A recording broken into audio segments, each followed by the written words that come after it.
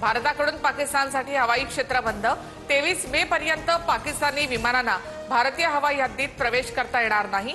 पहलगाम दहशतवादी हल्ल्यानंतर मोठी कारवाई। कराची आणि लाहोरचा एअरस्पेस बंद राहणार। 31 मे पर्यंत कराची आणि लाहोरचा एअरस्पेस बंद करण्याचा पाकिस्तानचा निर्णय।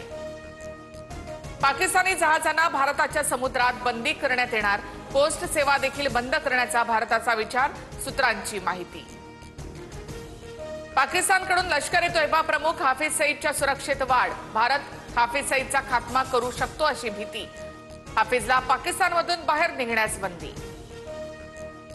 एनआयएचे डीजी सदानंद दाते यांच्याकडून बैसरन व्हॅलीमध्ये 3 तास पाहणी। प्रत्यक्षदर्शींना घेऊन एनआयए पथकाकडून बैसरन व्हॅलीमध्ये आढावा।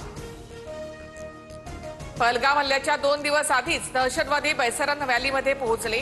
एनआयए तपासात माहिती समोर। 180 पेक्षा जास्त स्थानिकांची एनआयएकडून चौकशी सुरू। पहलगाम हल्ल्याच्या संपूर्ण कटाची माहिती असणाऱ्या टूल किटची एनआयएकडून चौकशी सुरू।